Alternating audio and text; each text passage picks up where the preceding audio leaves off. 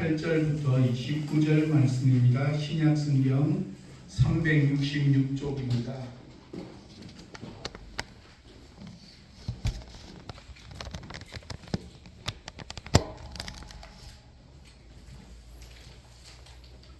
오늘 본문 말씀 히브리서 11장 28절부터 29절 말씀을 저와 여러분이 함께 말씀을 합독하도록 하시겠습니다. 믿음으로 유월절과 피 뿌리는 예식을 정하였으니 이는 장자를 멸하는 자로 그들을 건드리지 않게 하려 한 것이며 믿음으로 그들은 홍해를 육지같이 건넜으나 애굽 사람들은 이것을 시험하다가 빠져 죽었으며. 아멘. 성도의 삶에 있어서 중요하고도 핵심적인 삶은 내가 구원받은 이후에 어떤 삶을 살아가는가라고 하는 사실입니다. 지난주 설교에 대입해 보면 부활주의를 부활 주님으로 믿는 것이 아니라 주님의 부활을 믿는 자로서의 나의 삶이 어떠한가라고 하는 사실이 중요한 것과도 똑같습니다. 예전에 내가 어떤 사람이었던 것 중요하지 않습니다. 내 과거에 내가 잘 나갔던 못 나갔던 그것은 하등의 중요한 문제가 아닙니다. 왜냐하면 내가 하나님을 만난 이후 예수 그리스도를 만난 이후에 내가 어떤 사람인가 라고 하는 사실에 대해서 성경은 궁극적으로 관심을 가지고 있습니다. 이렇게 볼 때 우리의 직접적인 구원과 가장 깊은 관련성이 있는 성경을 뽑으라고 한다면 주저하지 않고 출애굽기를 사람들은 선택합니다. 그래서 그런지 한 목회자의 세미나의 제목이 특별했습니다. 책으로까지 발행되어졌는데 그 세미나의 제목이 이러합니다. 출애굽 사건이 말하는 하나님의 구원 역사. 출애굽기를 알면 우리의 인생이 보인다 라는 세미나입니다. 세미나 자체가 우리 그리스도인의 삶이 어떤 구원의 삶을 살아야 하는지에 대해서 다 보여주고 있습니다. 오늘 본문에서 말하는 모세의 믿음 제3기는 출애굽기 12장부터 14장까지의 말씀을 배경으로 해서 나온 말씀이 되겠습니다. 출애굽기 12장부터 14장까지에서 크게 두 가지 사건을 소개하고 있고 오늘 본문도 이 두 가지 사건을 중심으로 해서 말씀을 해석하고 있습니다. 이 두 가지 사건은 현재 우리의 삶에 있어서도 예수님과 연결된 구원에 대한 본질적인 사건입니다. 이 두 가지 사건이 무엇일까요?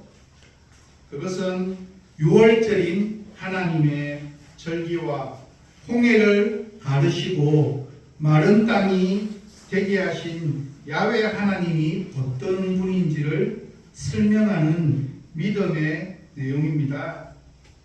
저는 오늘 본문을 해석함에 있어서 가장 많은 도움은 제가 최근에 와서 가장 좋아하는 박명근 목사의 출애굽기 강해를 통해서 오늘 본문을 한번 접근해 보도록 하겠습니다. 오늘 본문 28절 말씀은 이렇게 시작합니다. 믿음으로 유월절과 피 뿌리는 예식을 정하였으니 이는 장자를 멸하는 자로 그들을 건드리지 않게 하려 한 것이며. 성경에서 처음 등장하는 절기가 유월절입니다. 유모세 선교사는 열린다 성경 절기 이야기에서 유월절을 이렇게 정의합니다. 유월절은 이스라엘 역사에서 가장 중요한 출애굽 사건을 기념하는 절기다 라고 말합니다. 유월절은 이스라엘 달력상으로 새해가 시작되는 첫째 달 14일부터 지키는 절기이고, 무교절은 유교절로부터 시작하여서 7일간 진행되어지는 기간을 통칭하는 절기입니다. 유교절과 무교절은 연결되어 있는 하나의 절기라고 생각하시면 됩니다. 올해 이스라엘의 유월절은 4월 1일부터 4월 8일까지로 그들은 올해도 전쟁 가운데서도 유월절을 지키기 위해서 발부둥치는 많은 사람들이 있었다라고 전해집니다. 이 유월절은 애굽왕 바로에게 10가지 이적에서 예고된 장자들의 죽음에 관하여 예고하시면서 하나님이 이스라엘에게 명하신 것이 유월절을 지키라는 것이었습니다. 출애굽기 12장 1절부터 2절 말씀입니다. 여호와께서 애굽 땅에서 모세와 아론에게 일러 말씀하시되 이 달을 너희에게 달의 시작 곧 해의 첫 달이 되게 하고, 이 날을 해의 첫 달 즉 시작으로 삼는 이유는 이스라엘 백성이 그날에 죽어야만 되는데 그날 밤에 하나님의 은혜로 죽지 않고 다시 살아났음을 기억하고 지키는 절기입니다. 그날 밤 이스라엘 백성들은 본인들이 할 일은 없었습니다. 단지 하나, 하나님의 말씀에서 시키는 대로만 순종하면 되었습니다. 그것이 죽을 수밖에 없는 날임에도 불구하고 그들이 살아난 날입니다. 육체적으로도 죽어야 하는 상황에서 죽지 않았습니다. 어떻게 보면 이 유월절의 절기는 하나님에 대해서 잘 알지 못하고 살아가던 우리의 삶이 하나님을 만나고 난 이후에 하나님을 알아감으로 인해서 내 생명이 새로운 생명으로 바뀌는 것과도 똑같습니다. 그래서 유월절을 하나님을 아는 사람 또는 하나님을 아는 백성으로서의 새로운 삶의 첫 달로 삼으라고 그렇게 말씀하고 있는 내용입니다. 성경에서 말하는 인간 변화의 기준은 무엇이냐? 하나님을 알고 있느냐, 알지 못하느냐로 나뉘게 됩니다. 유월절 절기는 단순히 이스라엘 백성들이 애굽에서 탈출하게 되었음을, 출애굽하게 되었음을 기념하는 것이 아닙니다. 유월절은 이스라엘 백성들이 노예에서 자유인이 되었다는 것을 단순하게 기념하는 것도 아닙니다. 유월절은 하나님을 모르던 사람들이 하나님을 아는 사람으로 변화가 일어나는 것을 기념하는 절기입니다. 유월절을 경험하지 않았으면 자신이 죽고 사는 것이 어떤 건지를 알지 못했는데 그날 밤에 죽고 사는 것이 어떤 것인지를 알게 되고, 그래서 하나님의 말씀대로 살아가면 어떻게 되는지를 알게 되는 날이었습니다. 그래서 유월절은 이제 하나님을 아는 백성으로서의 새로운 출발을 기념하는 절기입니다. 유월절을 지키는 절기 방식에 담긴 몇 가지 특성들을 통해서 기독교 절기가 세상에서 말하는 절기와 어떻게 다른지를 확인해 보도록 하겠습니다. 출애굽기 12장 16절 말씀입니다. 너희에게 첫날에도 성회요 일곱째 날에도 성회가 되리니 너희는 이 두 날에는 아무 일도 하지 말고 각자의 먹을 것만 갖출 것이니라. 유월절 절기의 특징이 뭐라는 것입니까? 아무것도 하지 말라라고 그렇게 말씀하고 있습니다. 유월절과 연이어 무교절을 지키는데 가장 대표적인 특징이 아무것도 하지 말라입니다. 왜 그럴까요? 그것에 대한 해답이 바로 이어서 나오는 17절 말씀입니다. 너희는 무교절을 지키라. 이날에 내가 너희 군대를 애굽 땅에서 인도하여 내었음이니라. 그러므로 너희가 영원한 규례로 삼아 대대로 이날을 지킬지니라.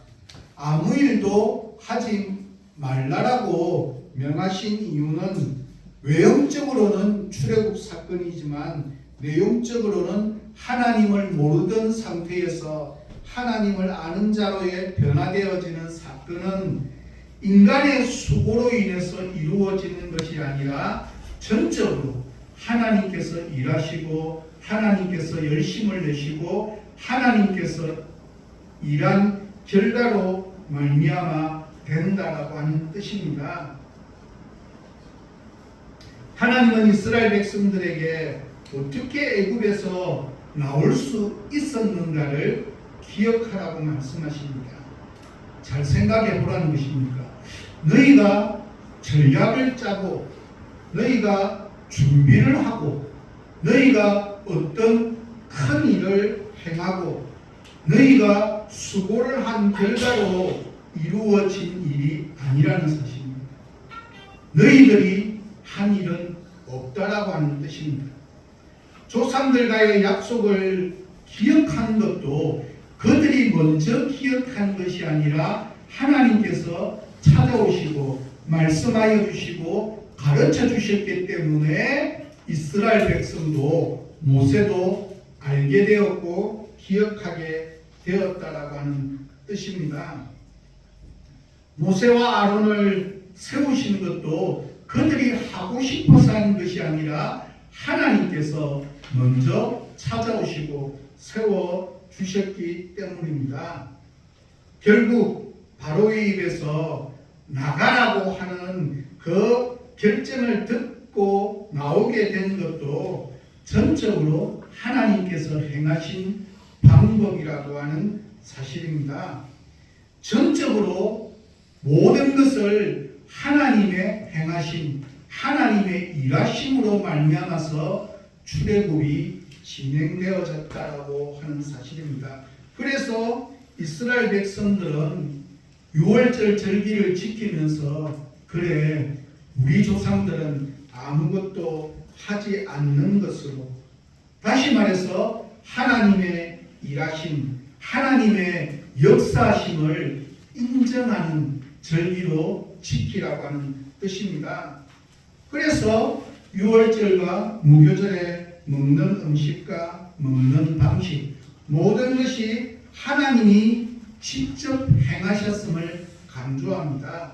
모든 조항 하나하나에 인간의 수고로 된 것이 아니라 하나님이 친히 몸소 행하셨음을 하나하나 숨겨 두었습니다.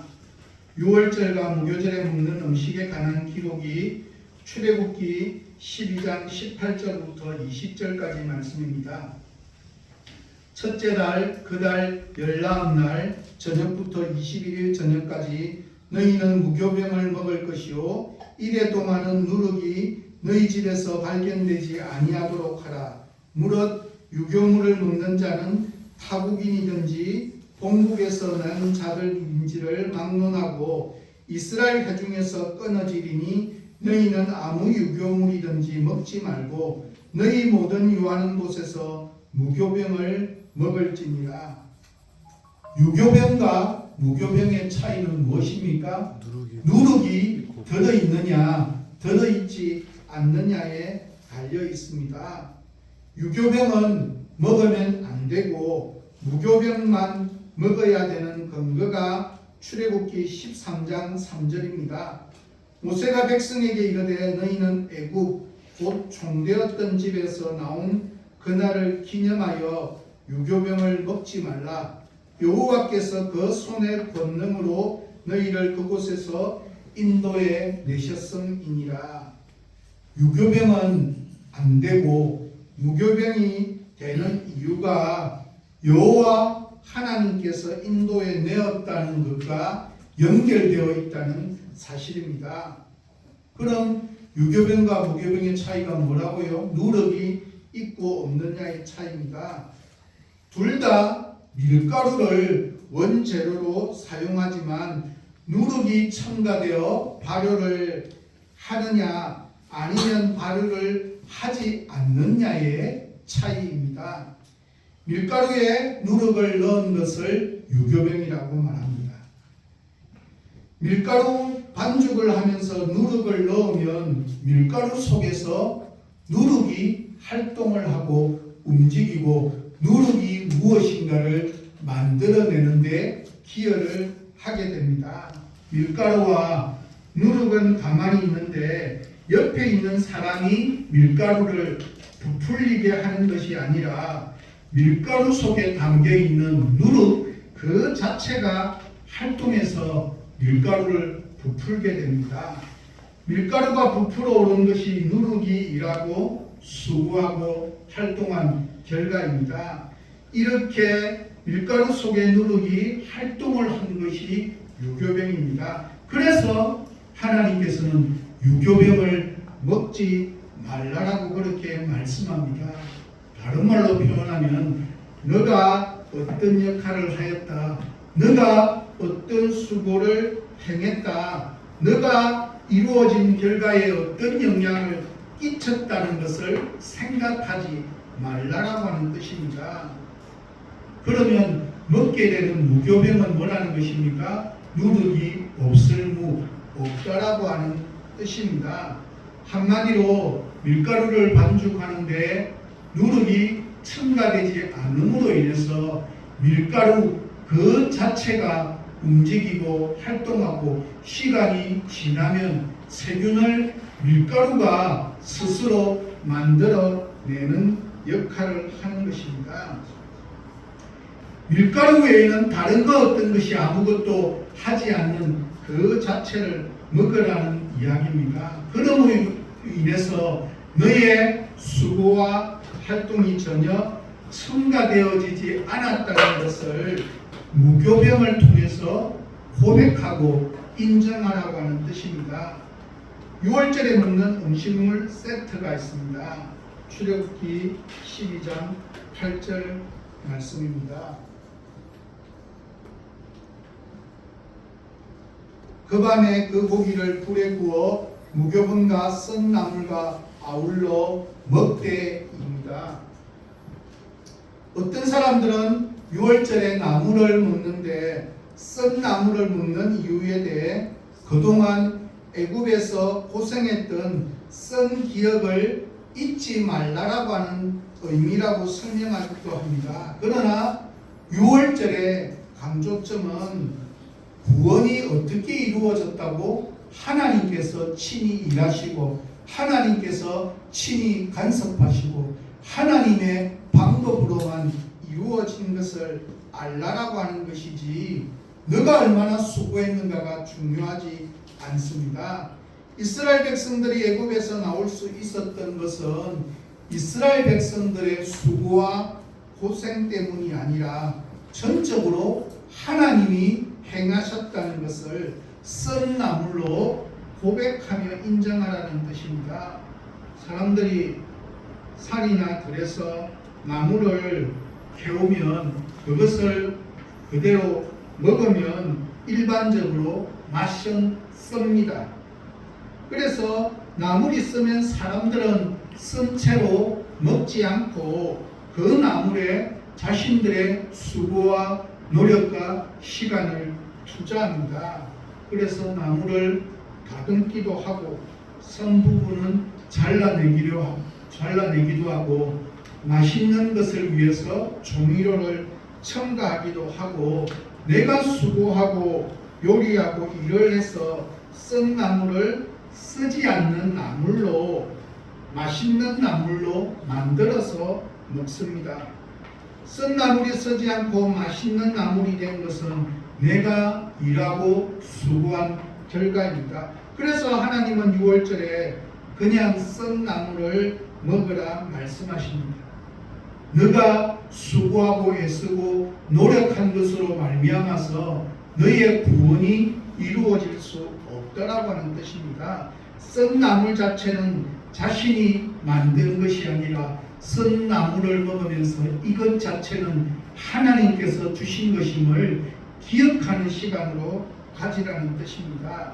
인간의 수고가 들어가지 않으므로 썬 나물 자체는 내 식물은 네가 일해서 만들어낸 결과물이 아니라 하나님께서 친히 일하심으로 말미암아서 주어진 은혜의 선물임을 인정하라는 뜻입니다. 썬 나물을 먹음으로 출애굽이 하나님의 일하심의 결과임을 인정하라고 하는 뜻입니다. 6월절에 양고기를 구워 먹는 것도 마찬가지입니다.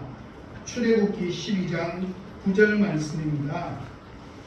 날것으로나 물에 삶아서 먹지 말고 머리와 다리와 내장을 다 불에 구워 먹고입니다. 밀가루에는 누룩을 넣지 않은 무교병을 먹고 나물은 조리를 하지 않은 그 생채로 썬 채로 그대로 먹는데 양고기는 조리를 해라는 뜻이 아닙니다.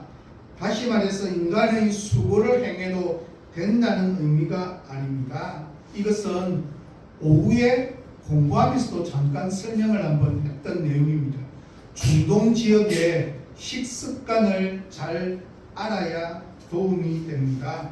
애국과 이스라엘 지역에서 양고기를 먹는 가장 맛있게 먹는 정통적인 방식이 뭐라고요? 삶아 먹는 것입니다.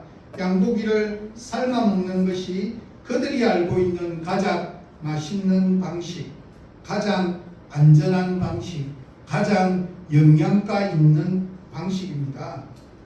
그런데 하나님은 너희의 방식, 너희의 원리대로 하지 말라라고 하는 것을 이 양고기를 구워 먹는 것을 통해서 가르쳐 주고 계십니다. 너희가 너희의 수단을 통해 맛있게 만들어내는 방식이 아니라 너희의 수고, 너희의 노력이 담기지 않는 상태로 먹음으로 인해서 이 6월절은 정말 하나님의 특별한 은혜요, 하나님의 선물임을 깨닫는 시간을 가지라고 하는 뜻입니다. 이제 출애굽기 12장 21절부터 23절까지 말씀입니다. 우리 같이 한번 읽도록 하겠습니다. 모세가 이스라엘 모든 장로를 불러서 그들에게 이르되 너희는 나와서 너희의 가족대로 어린 양을 택하여 유월절 양을 잡고 우슬초 묶음을 가져다가 그리스다 마음에 져서 그 길을 문방과 좌우설주에 뿌리고 아직까지 당하는도 자기 집 문 밖에 나가지 말라. 여호와께서 애굽 사람들에게 재앙을 내리려고 지나가실 때 문방과 좌우설주의 길을 보시면 여호와께서 그물을 면하시고 면하는 자에게 너희 집에 들어가서 너희를 미치지 못하게 하실 것입니다. 6월절에서 오해받기도 하고 잘 이해하지 못할 부분 중에 한 것이 이 본문의 말씀입니다. 이때까지 6월절의 특징이 하나님의 일하심이었지 않습니까? 그 일하심이 완벽하게 이루어지기 위해서 내가 무엇을 어떻게 할 것인가에 대한 부분을 설명하고 있습니다. 장자의 죽음이 임하는 날에 살아날 수 있는 방법은 내가 수고하고 애쓰고 노력하는 것이 아니라 말씀에 기록된 대로 나는 그냥 순종하기만 하면 된다라고 하는 것이 이 속에 담겨져 있습니다. 무슨 말인가면 왜 우슬초로 해야 하고 왜 문인방과 설주에 발라야 하느냐고 질문한다면 거기에 대한 대답은 하나님이 그렇게 하라고 하셨기 때문입니다. 어떻게 하면 사느냐고 물어본다면 하나님의 말씀 방법 그대로 하기만 하면 된다라고 이야기할 수 있습니다. 다시 말해서 그날 잡아야 하는 것이 양이냐 소냐, 이것이 중요한 게 아닙니다. 묶음이 우슬초냐 미나리냐라고 하는 것이 중요한 것이 아니라 하나님이 시키신 그 방법대로 하는 것이 본질적인 의미입니다. 피를 발라야 하는 곳이 문지방이냐 천장이냐가 중요한 것이 아니라 하나님이 시키신 말씀 그대로 하기만 하면 하나님께서 모든 것을 책임져 주시고 역사하여 주신다라고 하는 뜻입니다. 우리가 하는 것은 하나님의 말씀이기 때문에 그대로 순종하기만 하면 되는 것이 핵심입니다. 혹시 백성들 중에 그런 백성들이 있지 않을까요? 양보다 더 맛있고 더 좋은 고기가 있습니다. 더 값지고 더 귀한 것이 있습니다. 적어도 우리는 하나님께 더 귀하고 더 비싸고 더 값진 것으로 더 많이 충성하고 헌신해야 되지 않겠습니까? 라고 그렇게 한다 할지라도 그렇게 해서는 어떻게 된다는 거예요? 안 된다라는 이야기입니다. 중요한 게 무엇입니까? 믿음에 있어서 제일 중요한 것은 하나님께서 다 하시는데 그 일이 온전히 나의 삶 속에서 누려지기 위해서는 하나님이 말씀하신 대로 나는 그냥 따르기만 하면 된다라고 하는 뜻입니다. 백성 중에 그런 백성도 틀림없이 있을 것입니다.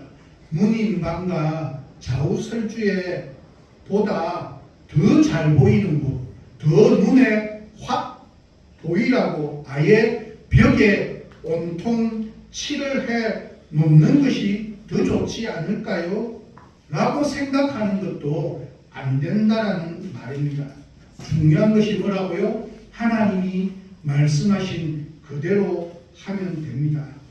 백성 중에 피는 혹시 비가 오면 흘러내려서 지워질 수 있으니까 아예 지워지지 않을 수 있도록 뭐 하자는 거예요? 빨간색 유성 페인트로 곳곳에 다 칠하면 비가 오더라도 잘 보일 수 있고 걱정하지 않을 수 있지 않을까요? 라고 말하는 것도 안 된다는 이야기입니다. 중요한 것이 무엇이라고요? 하나님이 말씀하신 그대로 그냥 나는 믿고 순종하면 된다고 하는 뜻입니다. 믿음의 핵심은 하나님의 말씀대로 순종하면 됩니다.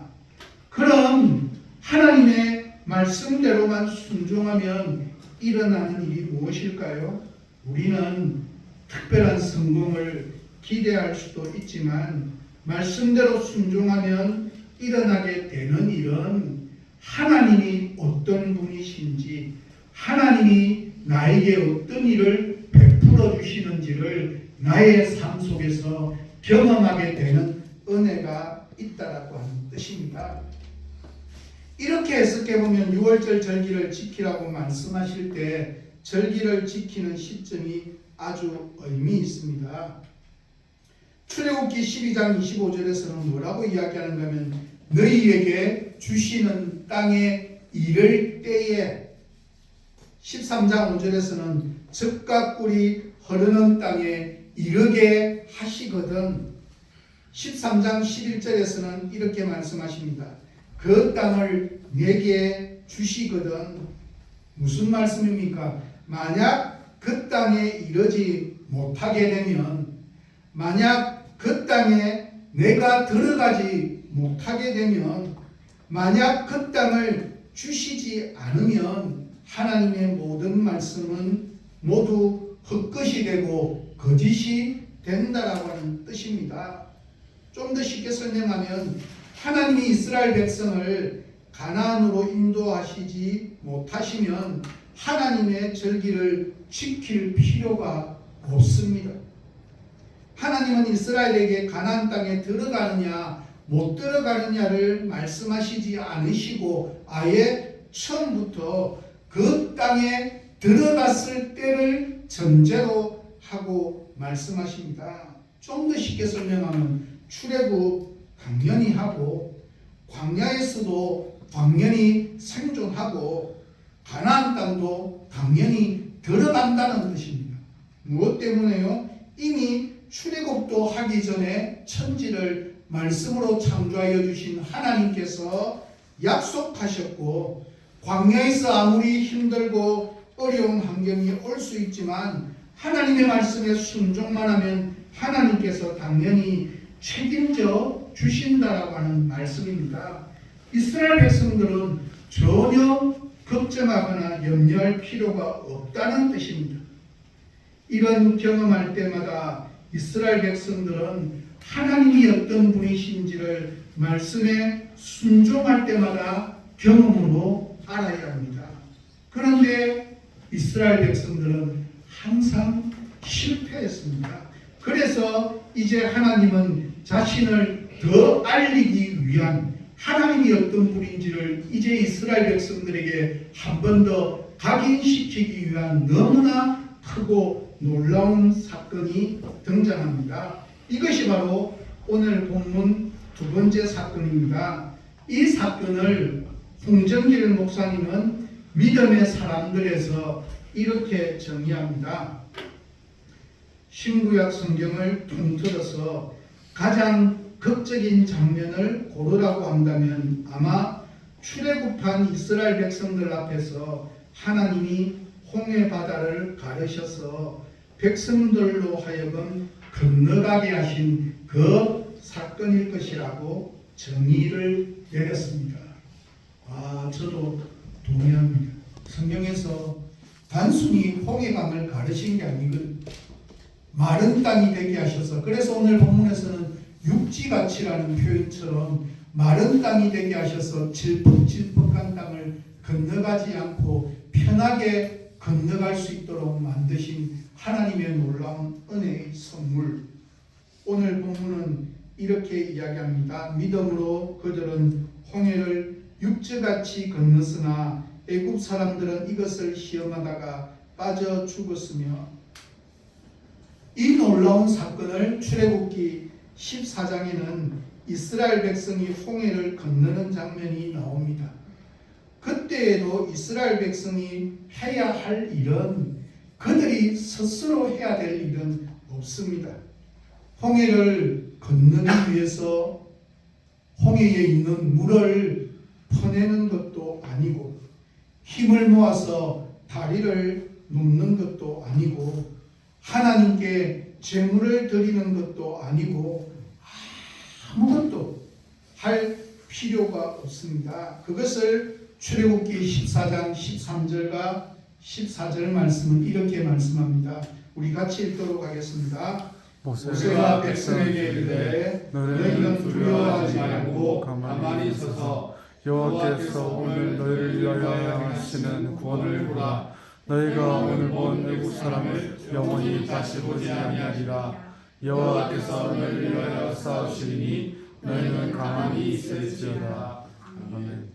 인간은 크게 두 가지 종류로 나눌 수 있습니다. 하나님을 아는 사람과 하나님을 알지 못하는 사람으로 나눌 수가 있습니다. 어떻게 보면 출애굽기 14장 13절과 14절의 말씀은 하나님을 모르는 사람의 특징은 환경의 문제, 힘들고 조금 어려운 상황을 만나면 어떻게 한다는 겁니까? 두려워하고 걱정하고 염려하는 모습으로 설명하고 있습니다. 왜요? 하나님이 어떤 분이신지를 모르기 때문입니다. 출애굽기 14장 2절을 보면 홍해에 도착하고 난 이후에 장막을 치게 하시는 분은 하나님이십니다. 그곳에 도착했는데 하나님께서 그곳에 멈추어서 장막을 치라고 말씀하십니다. 홍해 바다 앞에 도착해서 조금만 시간이 지나면 세계 최강의 애국 군대가 추격해 오는데 어느 누가 이런 곳에 잠자리를 마련할 수 있는 지도자가 있겠습니까? 모세가 그리 어리석은 사람이 아니지만 절대 장막을 치지 못할 곳에 장막을 쳤습니다. 왜요? 무엇 때문에요? 하나님께서 치라고 말씀하셨기 때문에. 모세의 믿음은 하나님이 어떤 분인지를 이미 14장까지 오면서 너무나 많은 경험을 통해서 하나님이 어떤 분인지를 알았기 때문에 그 하나님의 말씀에 순종했습니다. 이 말은 모세는 적어도 앞으로 어떤 일이 일어난다 할지라도 하나님께서 반드시 책임져 주시고 하나님께서 반드시 약속의 땅으로 인도하여 주심을 절대적으로 믿었기에 말씀에 순종했습니다. 하지만 하나님을 잘 모르는 사람들은 이것을 하나님께서 장소를 잘못 선택한 것으로 그렇게 생각하고 이해하고 받아들입니다. 그래서 뭐 했다는 거예요? 불안했고 염려했고 불평했고 걱정했습니다. 하나님이 멈추라고 해서 멈추었고 장막을 치라고 해서 이곳은 아닌데라는 생각을 가졌지만 순종했습니다. 순종했지만 그들의 마음속에는 불안과 염려의 마음이 더 크게 밀려왔습니다. 적어도 이스라엘 백성들과 애국 군대의 생각에는 이것은 실수라고 생각하고 있습니다. 전쟁을 치를 때에 단 한 사람도 이렇게 장막을 절대로 치지 않습니다. 일반적인 경우에는 일단 바다를 가장 먼저 건너가서 안전을 확보하고 난 이후에 장막을 치는 것이 가장 우선적인 방법입니다. 그러나 지금 이 일을 진행하시는 분이 하나님이십니다. 하나님이 상식을 몰라서 이곳에 장막을 치게 하시는 것이 아닙니다. 하나님은 어떻게 보면 계획적으로 일부러 이렇게 인도하고 계십니다. 왜냐하면 이 일을 통해서 하나님이 어떤 분이신지를 너무나 이스라엘 백성들에게 알려주기를 원하고 있고 애굽 군대들에게 애굽의 바로에게 지금도 살아서 역사하여 주시는 하나님이 어떤 분인지를 알려주고 싶은 마음이 이곳에 담겨져 있기 때문입니다. 출애굽기 14장 5절부터 7절과 9절에 의하면 바로가 어떻게 할 것인지를 하나님께서 미리 모세에게 알려주십니다. 하나님이 미리 작전에 의해서 이스라엘을 바다 맞은편에 장막을 치라고 말씀하셨고 미리 예상하시기를 바로가 이스라엘 백성들이 도관에 든 지라고 즉 광야에 갇힌 바 되리라고 생각할 것이라고 말씀하셨고 그래서 바로가 쫓아올 것이라고 다 예상까지 다 해주셨습니다.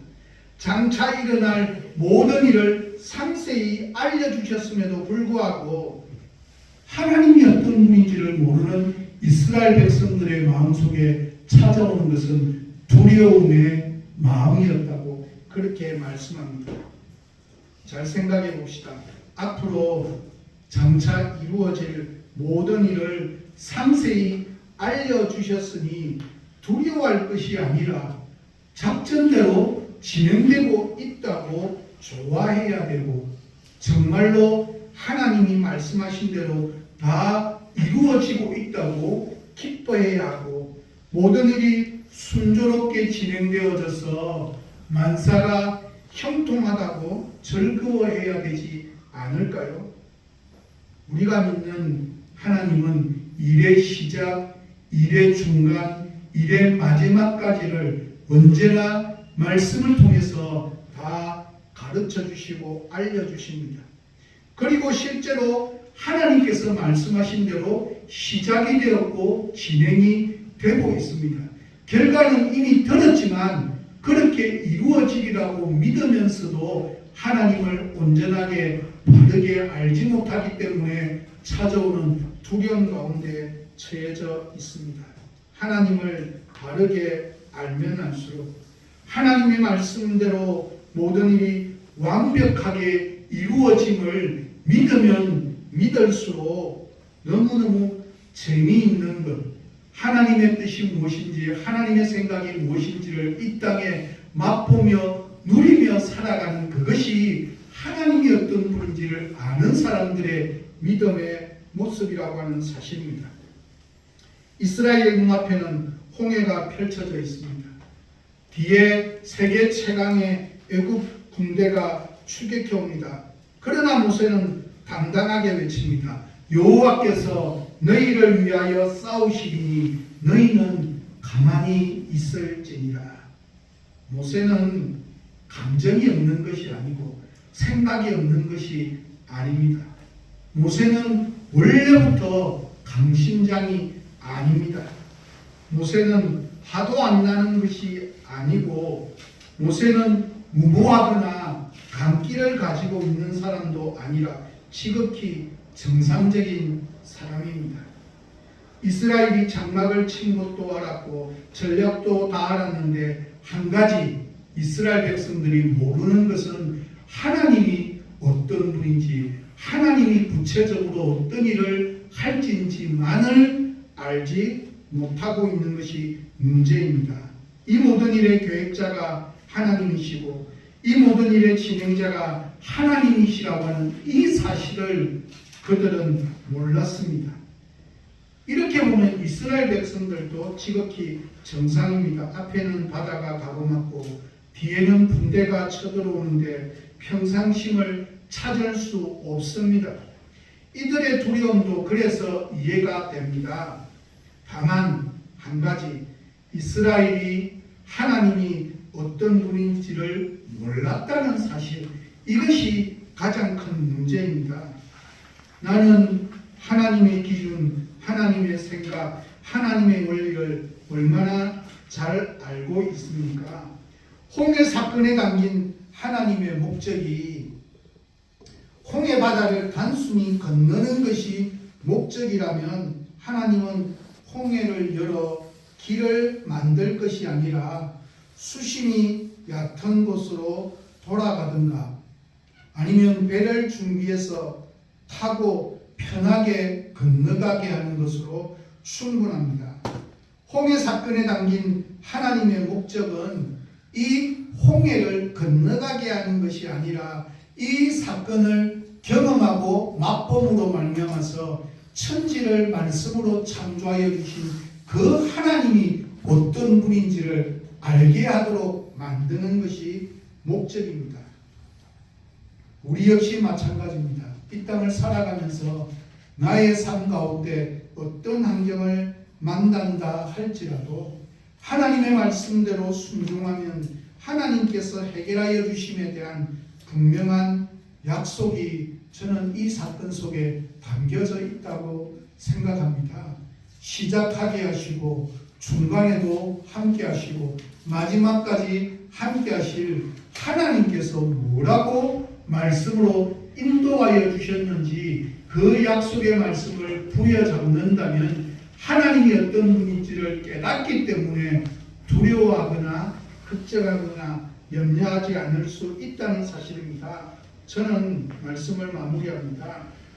출애굽은 하나님이 하실 일이기에 하나님이 직접 몸소 친히 행하십니다.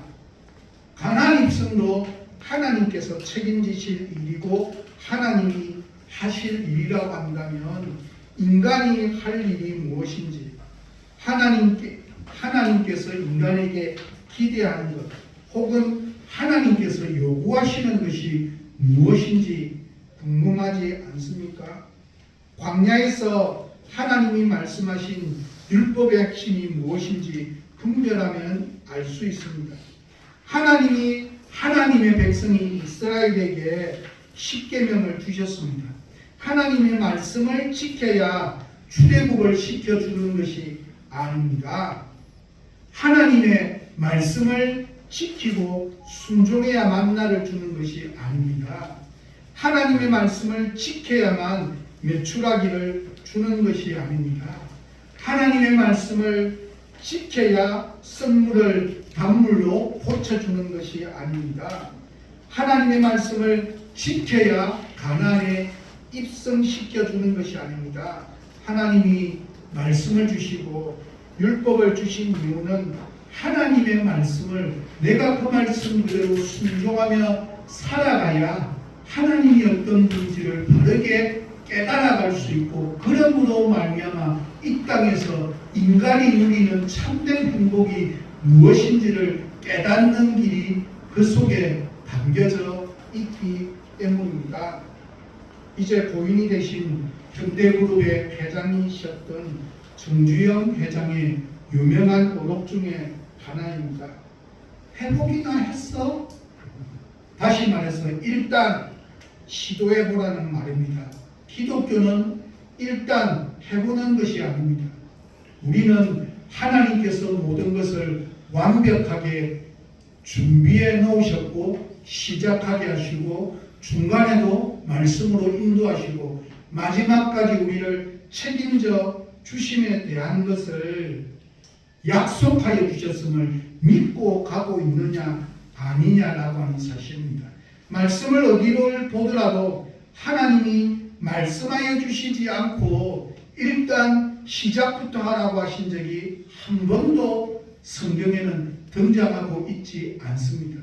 반드시 먼저 찾아오시고 먼저 말씀하여 주시고 먼저 인도하여 주시고 먼저 끝까지 책임져 주시는데, 단지 우리는 순간순간마다 환경들을, 내가 원하지 않는 환경들을 만남으로 인해서 끝까지 말씀대로 가기보다 두려워하고 걱정하는 마음이 먼저 밀려 들어오고 있다는 사실입니다. 하나님이 결과를 미리 다 알려주지 아니하고 믿고 시작하라고 말씀하지 않습니다. 기독교와 타 종교의 가장 분명한 차이점은, 타 종교는 인간의 노력, 수고, 인간의 애씀을 강조한다면 우리가 믿는 하나님은 하나님께서 직접 몸소 친히 본인이 직접 하나님께서 일하심에 대해서 성경은 말씀합니다. 그것도 하나하나 친절하게 말씀을 통해서 다 알려주시고 어떤 순간에 가도 찾아오시고 말씀대로 살아가기만 하면 하나님께서 친히 일하시고 하나님의 역사하심을 매 순간 맛보게 되는 것이 이 땅의 믿음이라고 말씀하십니다.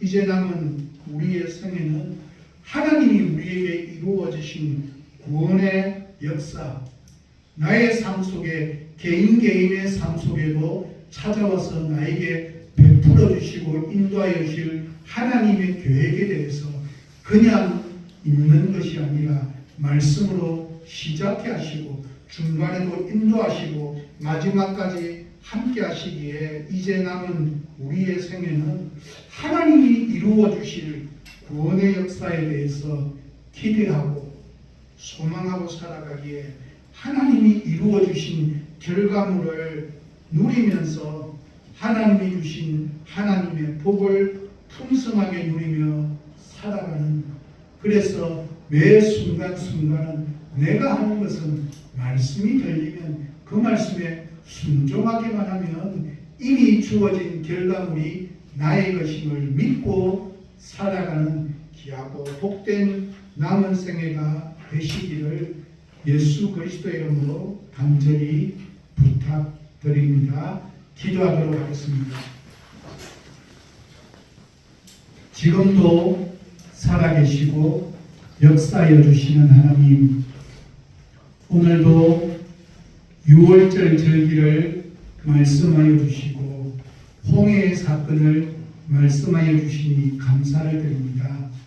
모세는 위대한 것이 아니라 모세의 믿음은 하나님이 어떤 분인지를 그는 자신의 삶 속에서 일어나는 사건들 하나하나를 경험할 때마다 그 경험 속에서 하나님이 어떤 분인지를 깨닫고 경험하며 살아갔기에 그는 말씀대로 순종하며 살아가는 것이 얼마나 기쁘고 행복하고 즐겁고 좋은 일인지를 그는 깨달았기에 어떤 말씀이라 할지라도 이성적으로 판단하기에는 불가능하고 아닐 것 같은 순간에도 하나님의 말씀대로 순종하며 살았던 삶의 모습을 우리에게 가르쳐 주시니 감사합니다.